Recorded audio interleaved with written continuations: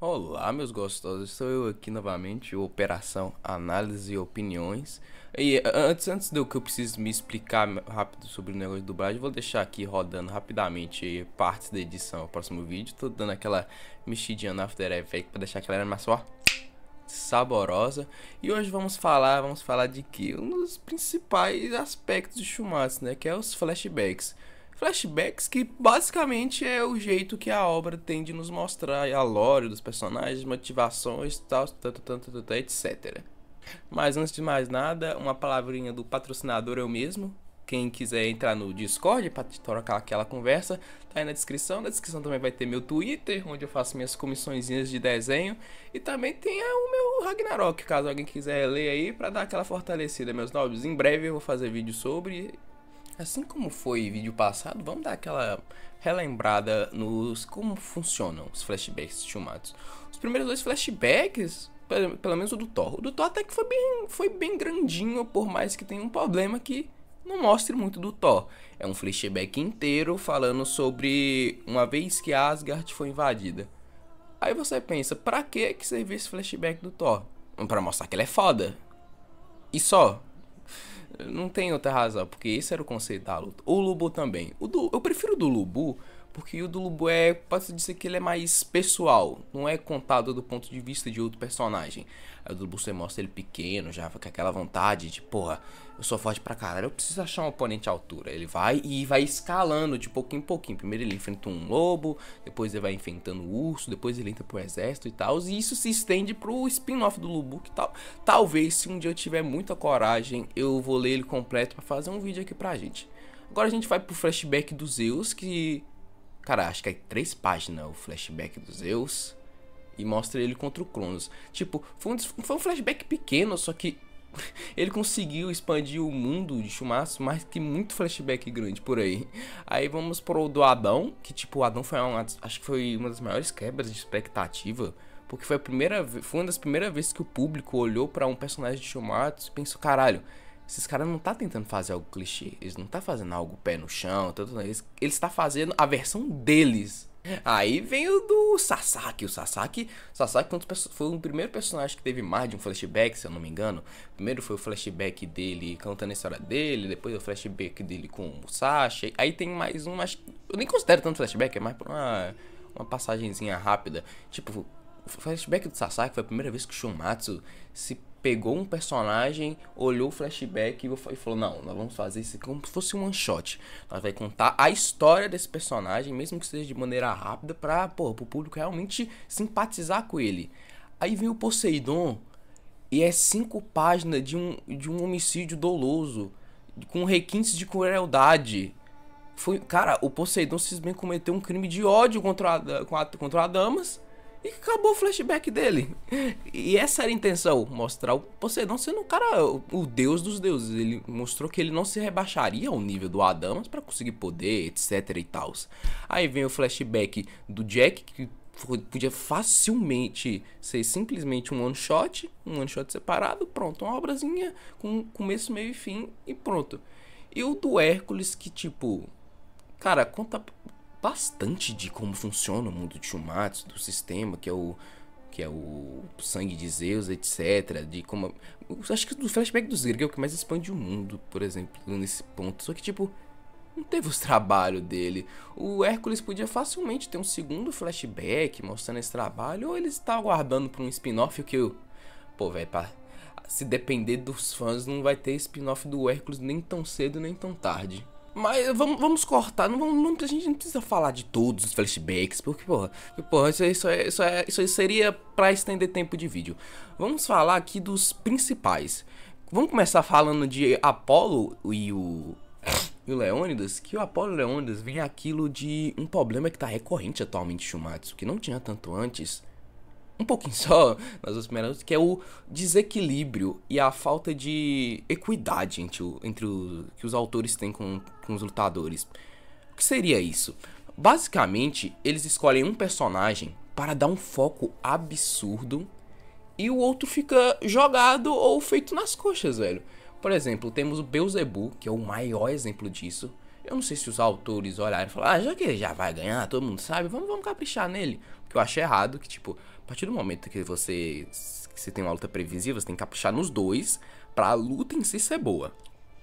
Aí vem um flashback de, se eu não me engano, mais de 70 páginas antes da luta, contando a história imensa do Beelzebub. Imensa, história absurda, grande. É uma história boa? Eu não posso mentir. É uma lore boa, é uma lore legal. Só que, do que adianta você criar mais de 70 páginas pro público simpatizar com o personagem e tal? Criar o telefone, filha da... Erros técnicos, erros técnicos. Só um segundo, vou tomar meu cafezinho preto aqui. Delícia. Voltando ao assunto do Beelzebub, ele teve 2 flashbacks pra mostrar o tanto que ele sofre, não sei o que, pra mostrar que ele aprendeu uma lição, pra colocar...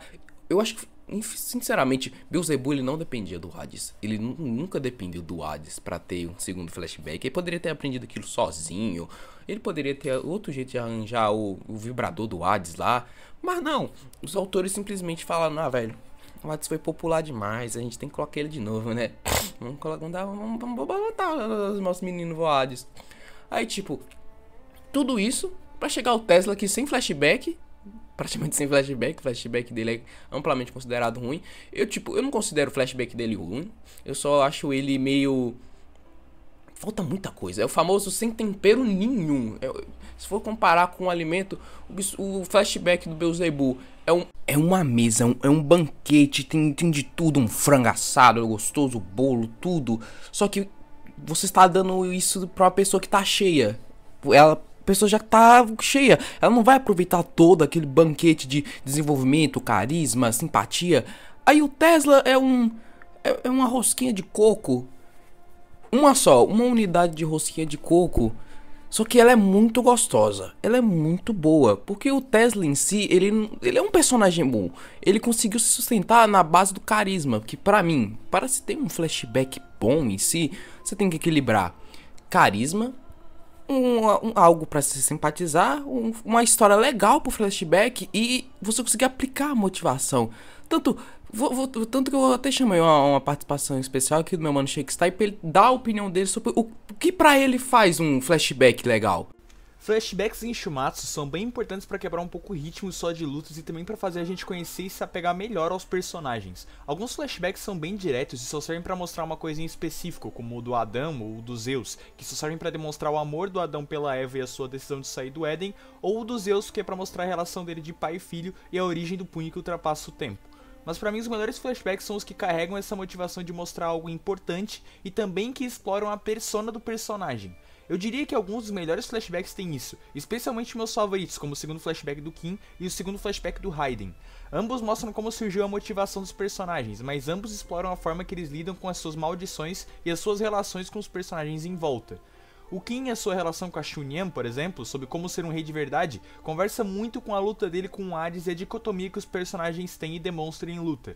Já o Raiden, a história dele é linda, eu acho uma das mais tristes de todo o mangá. É alguém que ama o sumo, que deu tudo da vida pelo sumo, mas o sumo não retribuiu esse amor a ele. Pela sua grande força, ele não podia dar tudo de si, e até machucava e fazia as pessoas o temerem, coisa que ele nunca quis.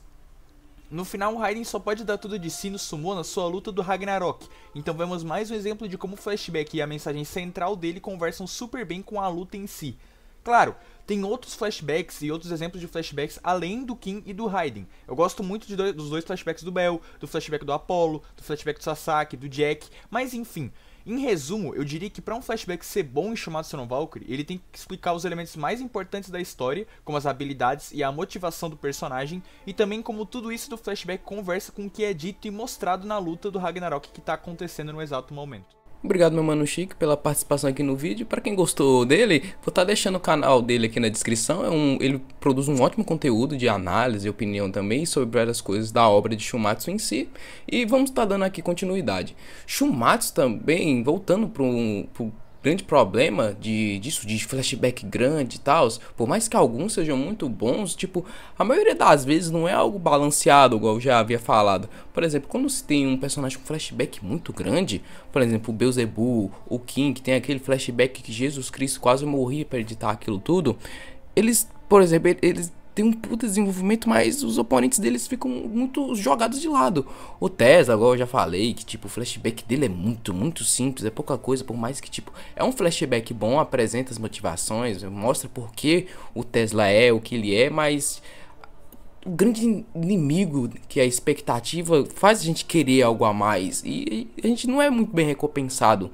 O flashback do Hades teve muito pouco dele em si, teve mais do Poseidon, explicando a relação deles de irmão, mas teve pouco daquilo de motivação. Motivação teve, porque ele estava lutando pelo Poseidon, mas faltou aquilo de encaixar melhor no tema do Hades ser um rei, o King também ser o rei, tipo, poderia ter sido mostrado mais do Hades.